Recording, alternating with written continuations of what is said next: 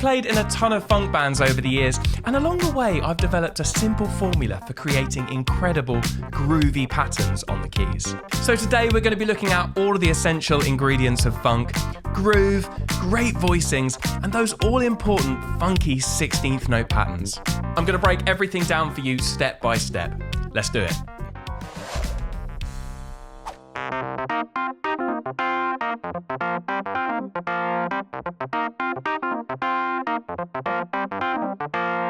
Okay, it might seem like there's a lot going on there, but actually all I'm doing is I'm using a few key concepts and I'm kind of piecing them together and kind of experimenting with them. But actually the underlying framework of what I'm doing is quite simple, and that's what I'm going to be breaking down for you today. By the way, everything I'm covering in this video I've laid out for you in a free PDF lesson book, every single step, so you can follow along at home. I've also included the backing tracks we're going to be using a little bit later on, so you can kind of play along with these grooves and really get them under your fingers. It's completely free. The link is in the video description. You can also scan this QR code right up here. Most of what we're doing here hinges around this scale, which is what we call the minor pentatonic. We're in the key of C, so I'm going to be using C minor pentatonic. Okay, it looks like this. So those notes are the root, the flat 3, the 4th, the 5th, the flat 7, and then you're back at the root. C, E flat, F, G, B flat and C. Get that scale down under your fingers. It's going to be so useful all the way through this lesson. And what I'm doing here is I'm just giving us a bit of a framework to play around with. So once we've got that minor pentatonic down, just to show you where it's going to go, a lot of funk keys players would play patterns that sound like this.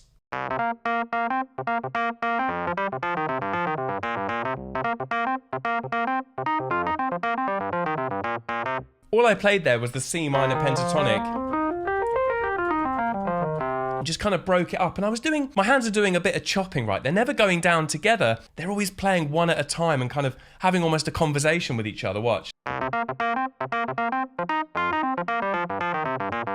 That kind of idea, right? There's a lot going on, but it's all the C minor pentatonic. And we're looking into the 16th, so 1 E and a 2 E and a 3 E and a 4 E and a 1 E and a 2 E and a 3 E and a 4 E and a. All the time when I'm playing these sounds, I've got that going through in my head. So before we even get into the kind of different kind of like nitty gritty of all of what's going on here, really make sure you've just got that going in your head, that subdivision. 1 E and a 2 E and a 3 E and a 4 E and a. It's going to make it so much easier when you come to like lock into that groove. Let's start by coming up with a right hand riff, okay? That's the first thing we're going to do, something that we can keep on coming back to, something like this.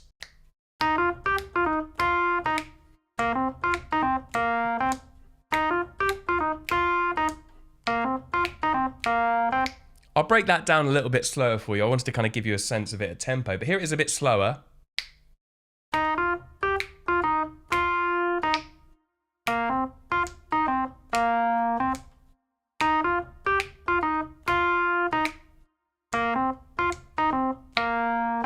Do you see that? That's the pattern, okay? Again, it's all written out for you in that lesson book. Now, once you've got that melody down, we're going to be adding another note in our right hand below that melody, okay? We're going to be playing two notes at the same time, and we're going to be using fourths, okay? So if I go back to my minor pentatonic scale, let's harmonize that scale in fourths, just so we've got all the different shapes down. It looks like this.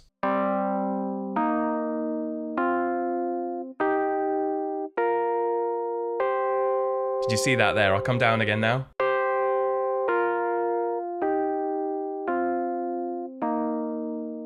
So what does it mean to harmonise something in fourths? Well, all you do is you add a fourth below that top note. So, as an example, a fourth below C is a G. Okay, G also fits in that minor pentatonic scale. We're only using notes from the minor pentatonic here, okay? There's that one. A fourth below the E flat is a B flat. There we go. A fourth below F is the C. Here's a sneaky one, okay? I did tell a slight lie. We're not doing entirely fourths. This one is a third, okay? If you look a fourth below G, it would be a D, but D isn't in that minor pentatonic scale, so we're going to switch it up for an E flat. So there's a sneaky third in there, but we won't worry too much about that. There's another fourth there. Fourth below the B flat is an F, and then at the top we've got the C, and a fourth below that is a G. So if I play the whole thing, it sounds like this. Coming down again. There it is. There's a bit of kind of, it's quite hard to play those fourths interval under the fingers. You have to do a bit of kind of like a little spider going along the piano. But it's just get that down under your fingers, okay? Because it's going to be so useful when you're playing these funky 16th patterns. So that is actually what that pattern is going to sound like in our right hand with the fourth added below it. I'll do it a little bit slower so you can check it out.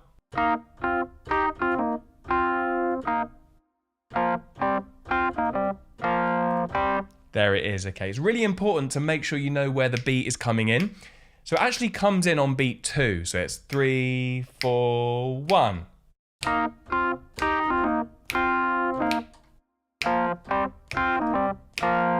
Do you see the beginning of each bar, the first beat in each bar doesn't have anything, okay? It's blank.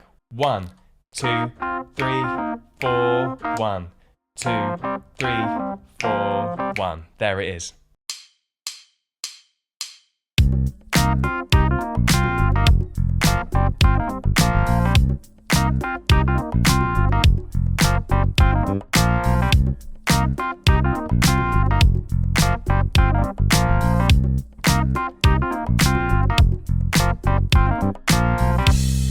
There it is, it's quite a fast tempo that, so I've also included a slower backing track as part of that download, so you can work through it at a slightly slower speed as well if you want. Now, I think it's time we should add something in our left hand. I think I'm going to do this right at the beginning of the bar. That kind of thing. I actually nixed this from Shaka Khan, Ain't Nobody. Check it out. That sound, but that is actually the keyboard part in the intro. An octave. And I'm kind of using my little finger and my thumb here, and I'm getting used to that rocking motion. In fact, we're not doing it in E flat, are we? We're doing it in C. There we go. There it is. Just have a go at doing that. And we're going to put that at the beginning of the bar, so it's going to sound like this.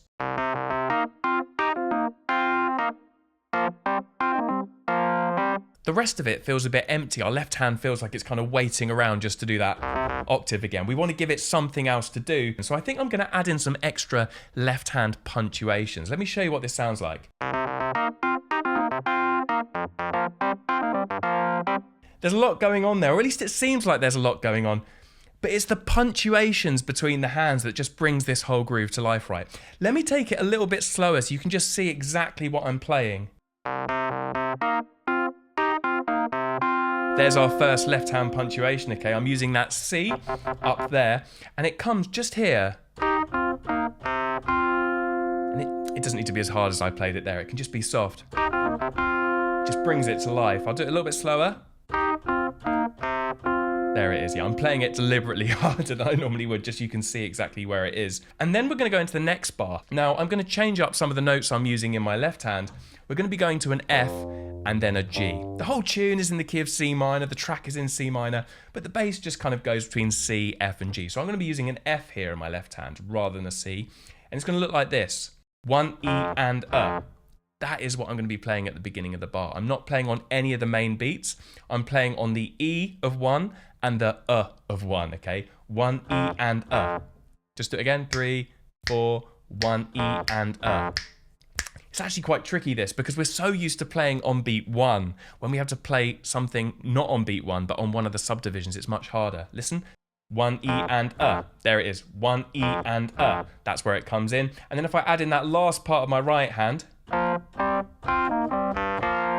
that's our last punctuation. So that came just after that C and that G. Then to the B flat and the F. I'll just play the whole of the second bar for you. There's a lot there. 1 E and A. There it is, okay. A lot going on there. Let me have a go at playing the whole pattern for you. Here we go.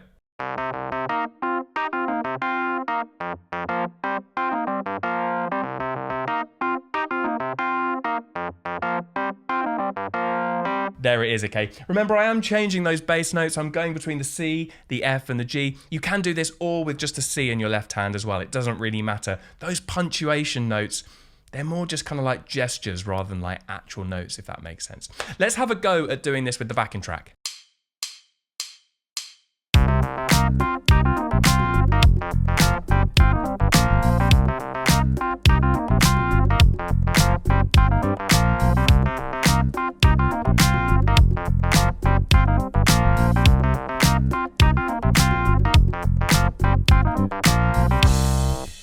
that is just one pattern I've shown you there, right? But if you want to get creative with this formula, what you should do is come up with a melody in your right hand, just using some of the notes from that minor pentatonic scale. Here I'm using a C and a B flat. You then harmonize it in fourths. Then find a way to punctuate it with your left hand. I mean, I've just come up with that on the fly, but it gives you an idea of the sorts of things you can do and where you can take this. Now, for those of you who want to go up a gear again with this, let's have a go at doing something similar, but using triads.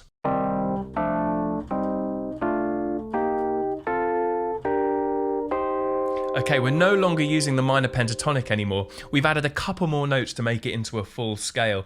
We're actually going to be using this scale here, which is C Dorian.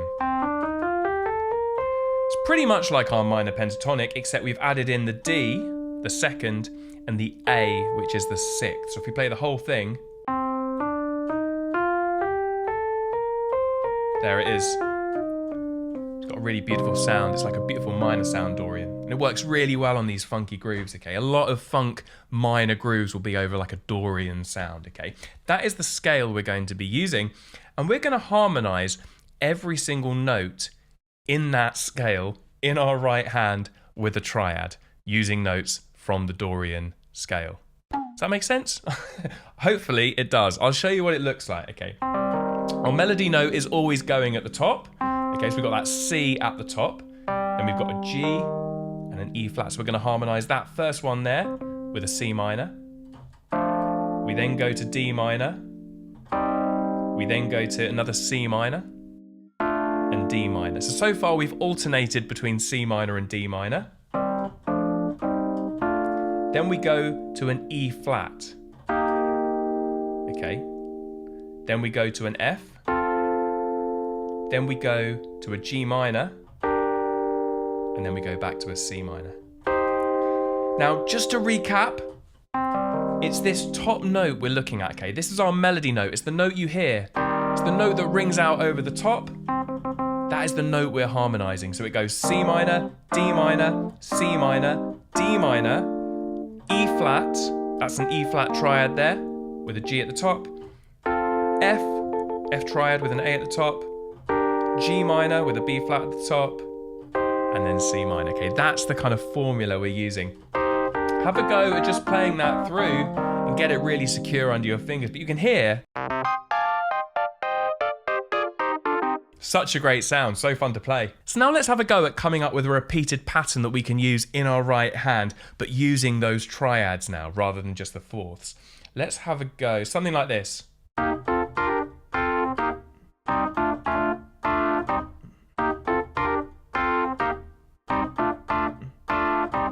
I think that works really well. Let me show you that again, what I'm doing there. So my melody is this.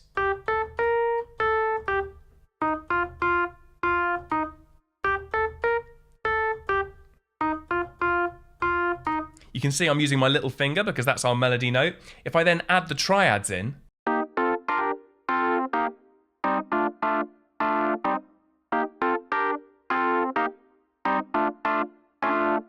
sounds really cool. Okay, that's how it works with the triads. And you can see occasionally I'm just doing a little kind of smudge in the middle. Did you see that? And spot that in the middle one. That kind of sound where I'm going from the F sharp in the middle to the G. It's just really, really quick. That is so common in this style of music, those little kind of grace notes. I did another one there, look, between the C sharp and the D. On that D minor chord. There it is, really, really cool. Okay, let's have a go at playing that through with the backing track, just in our right hand, really focusing on the rhythm and locking into that groove. Let's give it a go.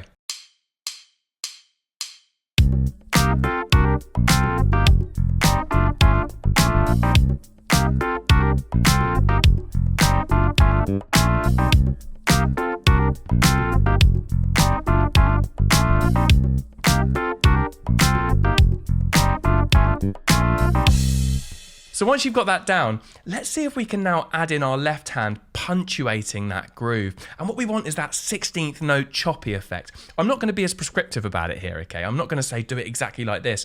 I'd love you just to have a go at just trying this kind of alternating between our hands. Before you do it, just have a go at doing this with the track. Might feel quite weird, but what we're doing here is we're getting used to the feeling of our hands playing in kind of conversation with each other. If I just play it with the track, check this out.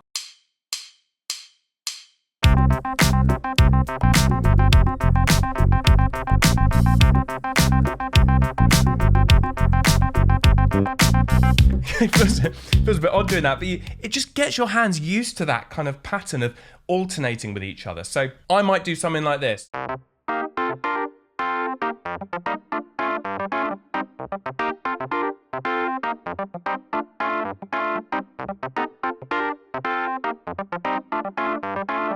You can kind of see I'm using my left hand to punctuate in between that main riff. I'm also occasionally using my left hand thumb. Did you spot that? Did you see it there? I was just using a little bit of my left hand thumb in the gaps, and it kind of creates that kind of sound that gives it that real kind of funk flavour.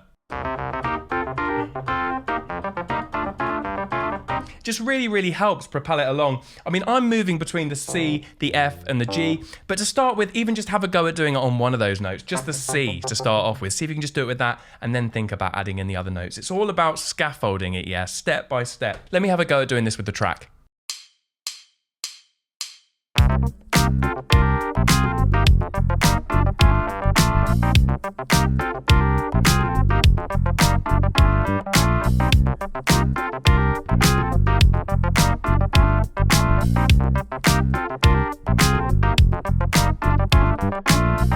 Yeah, it kind of gives you an idea of how this works and how you piece it together. You can see it's all very simple though. I'm just using those triads, coming up with a little riff and punctuating in my left hand. That's how you piece together these grooves. And the more and more you do it, the more and more you'll be able to come up with these grooves on the fly when you're jamming or playing along with tracks or whatever it is you're doing. Whenever I've done one of these videos before, I've always played a little lick or a kind of riff right at the beginning of the video, and everyone puts in the comments, "What was that lick and that riff you played at the beginning of the video?" I'm now going to teach you the lick that I played at the beginning of the video, so you've got a little kind of pattern that you can add in. Okay, it's a little. I'll play it to you first. This is what it sounds like. You might remember it from the beginning of the vid.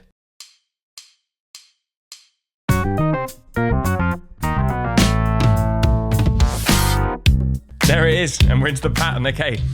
Quite a fun one. This is one I just came up with before I was going to shoot this video. So it's not from a song. It's just something that I've come up with. It's quite fun to come up with these little licks and these grooves. Particularly make your own. It's kind of they're quite tricky to play under the fingers, and they give your fingers a bit of a workout, particularly in terms of locking into that groove and just the kind of intricacy of playing them. This is what this one looks like. I'll just show you it in my right hand first. Here we go.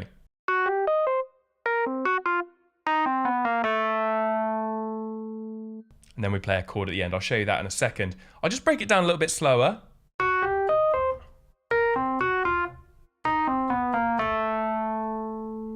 You can see we're mainly using notes from C minor. We've got this note in here as well. It begins on an F sharp. You might be thinking, oh, where's the F sharp come from? Well, could be from the blues scale. We'll cover that in another video, but that's potentially where that note's come from. It looks like this one more time.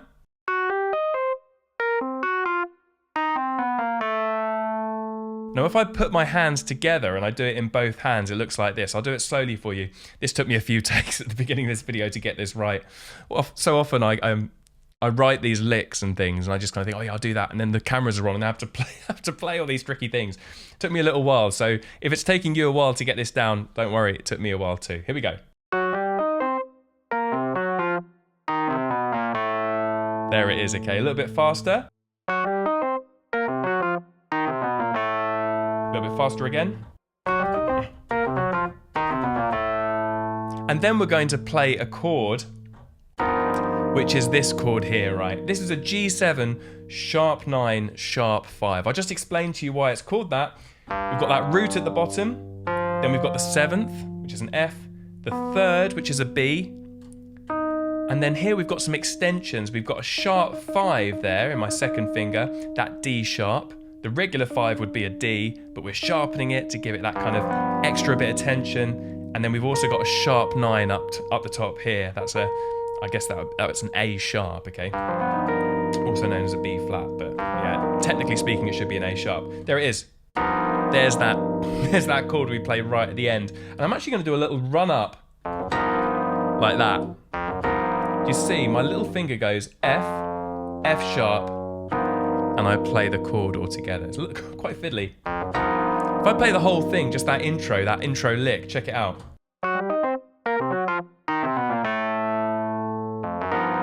Yeah, you don't have to necessarily do that run up. What you could do is one of these. They're so much fun to do, right? All you do, very technical this, you get your hand and you go like that. Literally just get your hand.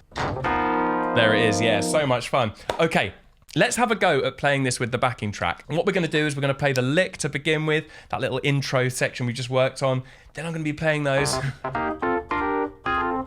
little triads and kind of experimenting, adding in those punctuations in my left hand. I'll play it through a few times like that, and I reckon after that I'm going to just vary it up a little bit and maybe delve into some of those fourths and just kind of see what happens. I'm going to improvise a bit so you can see where you can take this if you keep on taking this system further and further. Okay, let's give it a go.